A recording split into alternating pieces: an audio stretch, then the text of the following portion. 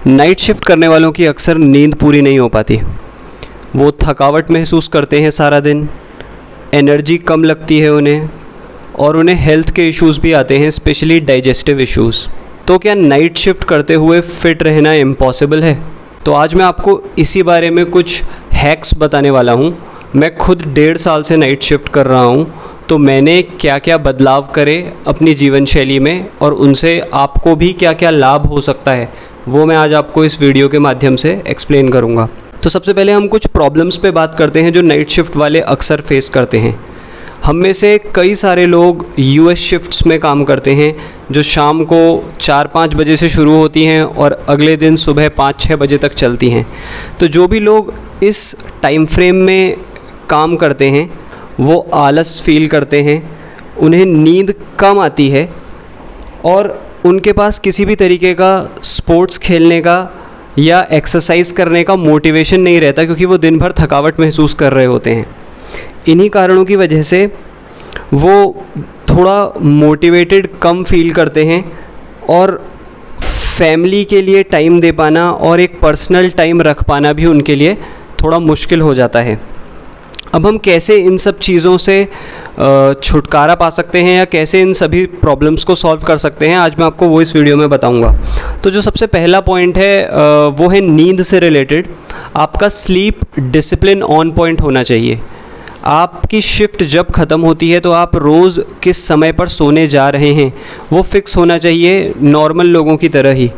तो अगर आपकी शिफ्ट रात के 2 बजे ख़त्म हो रही है तो आपको 2:15-2:30 तक बेड पे होना चाहिए। नाइट शिफ्ट वालों की अक्सर ये शिकायत रहती है कि यार मेरी नींद पूरी नहीं हो पाती है, मैं सिर्फ 4 ही घंटे सो पाता हूँ या 5 ही घंटे सो पाता हूँ। आपको यहाँ पे ध्यान देना होगा कि आपको नींद की क्वांटिटी से ज़्यादा उसकी क्वालिटी पे ध्यान देना होगा। आपको कोशिश करनी होगी कि आपकी जो नींद की क्वालिटी है, भले ही आप 4-5 घंटा सो रहे हैं, वो डीप स्लीप हो सके। उसके लिए आप क्या क्या हैक्स अपना सकते हैं। सबसे पहले तो जब भी आप सोने जाएं उससे 2 से 2.5 घंटे पहले तक अपनी लास्ट मील, अपना डिनर ख़त्म कर लें, क्योंकि अगर आप पेट में कुछ भोजन लेके सोने के लिए जाएंगे तो आपका पेट उसको पचाने में लगा रहेगा और आपकी बॉडी का जो टेम्परेचर है वो गर्म रहेगा, क्योंकि आपका डाइजेस्टिव सिस्टम वर्क कर रहा होगा। तो अगर आप 2-2.5 घंटा पहले खा लेंगे तो जब आप सोने जाएंगे आपकी बॉडी का टेम्परेचर कूल डाउन होगा, जो आपको दिन भर की थकान से रिकवरी करने में हेल्प करेगा, और जब आप अगले दिन सुबह उठेंगे तो आप ज़्यादा फ्रेश महसूस करेंगे। दूसरा, अगर सुबह कैसा होता है कि कई लोग 5-6 बजे सोने जाते हैं, उस समय तक बाहर उजाला हो चुका होता है, तो आप अपने लिए एक आई मास्क खरीद सकते हैं जो आप आँख में लगा के सो सकते हैं। कोशिश करें आप जिस कमरे में सोने जा रहे हैं उसका टेम्परेचर थोड़ा कम हो। आप अगर घर में कूलर है तो कूलर का इस्तेमाल कर सकते हैं, नहीं तो एसी का इस्तेमाल कर सकते हैं। कूलर बाहर की आवाज़ को कैंसिल करने में भी हेल्प करता है। तो दिन भर में जब बाकी लोग जग गए हैं, ट्रैफिक की आवाज़ या कुछ ऐसी आवाज़ें आती हैं, तो आप उनको कैंसिल कर सकते हैं कूलर की या पंखे की आवाज़ से। तो इस तरीके से आपको अपना एक स्लीप डिसिप्लिन बनाना होगा। मूवमेंट, फिज़िकल एक्सरसाइज या स्पोर्ट्स, अगर आपके पास जिम जाने का समय नहीं है, कोई स्पोर्ट खेलने का समय नहीं है, तो भी अपनी दिनचर्या में 30 मिनट कम से कम हर दिन वॉक पे ही जाने का टारगेट बनाएं और 30 मिनट रोज़ नॉर्मल वॉक पे जाएं। वॉक करना भी आपके ओवरऑल वेट मैनेजमेंट में हेल्प करता है अगर आप रेगुलर 30 मिनट वॉक करते हैं। अगर आप जिम जाना अफोर्ड कर सकते हैं, अगर आपकी दिनचर्या आपको अलाउ करती है, तो हफ्ते में जिम भी जाएं, और ज़रूरी नहीं है कि आपको 5 के 5 दिन या 6 के 6 दिन जाना है। जब भी जितने भी नाइट शिफ्ट करने वाले हैं, मैं उन सबको यही बताऊंगा कि अपना जो लाइफस्टाइल है उसमें अगर आप एक्सरसाइज ऐड कर रहे हैं तो कोई भी बहुत ज़्यादा थकान करने वाली, बहुत ज़्यादा इंटेंस एक्सरसाइज ना करें, क्योंकि एक तो वैसे ही आपकी स्लीप क्वालिटी अच्छी नहीं होती, तो आप अगले दिन बहुत ज़्यादा थकान महसूस करेंगे अगर आपने पिछले दिन बहुत ज़्यादा टफ वर्कआउट किया है तो, और फिर आप अगले दिन जिम भी नहीं जा पाएंगे या कुछ दूसरी एक्सरसाइज भी नहीं कर पाएंगे। तो बेहतर होगा जिम भी अगर जा रहे हैं, जैसे मैं आपको अपना बताता हूँ, मैं हफ्ते में सिर्फ 3 ही दिन जिम जाता हूँ और एक दिन का गैप लेता हूँ। ऐसा इसलिए क्योंकि अगले दिन वरना मेरे को शरीर में दर्द होगा, तो मुझे स्वयं की रिकवरी पे भी ध्यान देना है। तो किसी भी तरीके की एक्सरसाइज, स्पोर्ट्स, बैडमिंटन या जिम, किसी भी तरीके की फ़िज़िकल एक्सरसाइज को ज़रूर अपनी दिनचर्या में शामिल करें। तीसरा जो पॉइंट है वो है डाइट से संबंधित। आपको पानी ज़रूर पीना है। अपनी एक बोतल बनाएं, कम से कम 3 लीटर पानी रोज़ पीने का टारगेट बनाएं और उसे ख़त्म करें। रात को पानी ना पिएं ज़्यादा, क्योंकि आपकी फिर स्लीप डिसरप्ट होगी। आप उठेंगे, आप वॉशरूम जाएंगे रात को, तो आपकी नींद डिस्टर्ब होगी। तो कोशिश करें कि जो आपका पानी का टारगेट है वो शाम के 4-5 बजे तक ही ख़त्म कर लें। खाना, जब भी डाइट की बात आती है तो सोशल मीडिया में देख के, इंटरनेट पे देख के हम बहुत हाई फाई डाइट्स के पीछे भागते हैं। ऐसा कुछ ना करें, घर का खाना खाएं। अगर आपको वेट मैनेज करना है तो चावल की मात्रा कम कर दें, दाल ज़्यादा पिएं, दही थोड़ा ज़्यादा खा लें। रात को रोटी सब्ज़ी खाते हैं, रोटी की क्वांटिटी कम कर दें, सब्ज़ी थोड़ा ज़्यादा खा लें, खाने में सलाद ऐड करें। थोड़ा बहुत प्रोटीन के सोर्सेज, क्योंकि प्रोटीन आजकल सब जगह प्रोटीन का हल्ला चल रहा है, तो थोड़ा बहुत दालें खा लें, स्प्राउट्स भिगा लें, मूंग की दाल भिगा लें, चना भिगा के खा लें, अपने लिए चिकपीस का सैलड बना लें। बहुत ही सिंपल बनाएं, जितना सिंपल बनाएंगे उतना आसान होगा आपके लिए इस दिनचर्या को फॉलो करना। क्योंकि है माइंडसेट और स्पिरिचुअलिटी से रिलेटेड।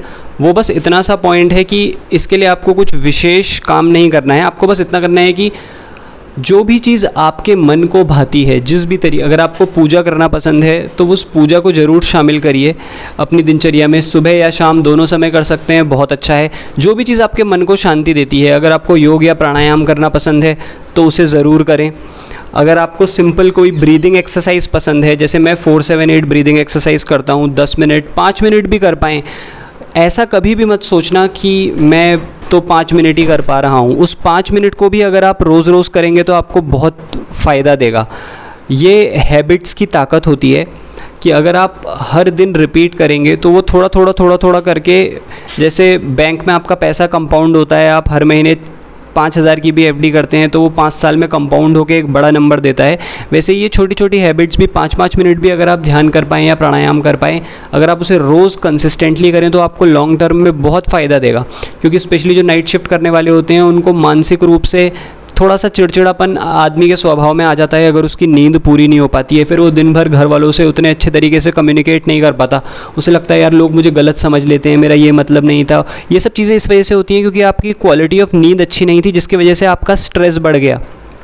तो ध्यान या प्राणायाम या योग या एक्सरसाइज, फिज़िकल एक्सरसाइज, दौड़ना, भागना, बैडमिंटन खेलना, ये सब चीज़ें आपको हेल्प करेंगी मेंटली फिट रहने में।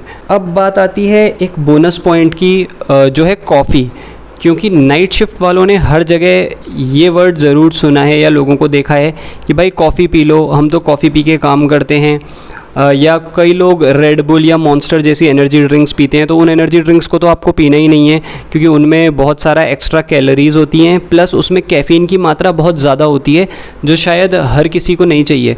हमें कैफ़ीन का डोज ऐसा चाहिए जो हमें बहुत ज़्यादा जिटरी भी ना करे कि हमारे हाथ पैर कांपने लगें उस कैफ़ीन को लेके। तो अगर आप कॉफ़ी पी रहे हैं तो कुछ चीज़ों का ध्यान दें, जिसमें सबसे पहला पॉइंट ये है, कॉफ़ी को बहुत स्ट्रैटेजिकली यूज़ करना है आपको। जब भी आप अपनी शिफ्ट की शुरुआत करते हैं उसी समय कॉफ़ी पी लीजिए। अगर आपको काम के समय कॉफ़ी हेल्प करती है फोकस बढ़ाने में तो अपनी शिफ्ट के बहुत शुरुआत में पी लीजिए, या शिफ्ट शुरू होने के 1 या 2 घंटा पहले पी लीजिए।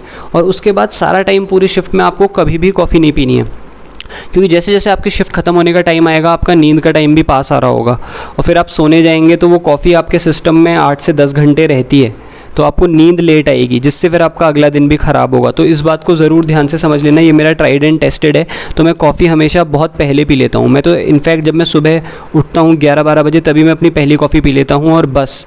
उसके बाद अगर आप अपनी शिफ्ट के बीच में हैं रात के 11-12 बजे 1 बजे और उस समय आपको भयंकर नींद आ रही है, तो मैं आपको उसका बहुत सुंदर हैक बताऊँगा। वो ये है कि हेडफोन्स लगाएं कान में, क्योंकि घर में बाकी लोग तो सो रहे होंगे, और अपनी पसंद का गाना सुने। जो गाने आपको पसंद हो, जो आपको थोड़ा सा अपबीट रखते हो, उन गानों को सुने। वो गाने आपका मूड अपलिफ्ट करने में हेल्प करेंगे और आपको कैफ़ीन की ज़रूरत नहीं पड़ेगी। ये ट्राइड एंड टेस्टेड मेथड है, आप इसे ज़रूर ट्राई करना। लास्ट में मैं यही बात करना चाहूँगा कि यार नाइट शिफ्ट को कोई बहाना मत बनाओ फिट ना रहने का, एक्सरसाइज ना करने का, घर परिवार वालों से प्यार से बात ना करने का, अपनी हॉबीज़ को फॉलो करने का ना करने का। इन सब का बहाना नाइट शिफ्ट को मत बनाओ।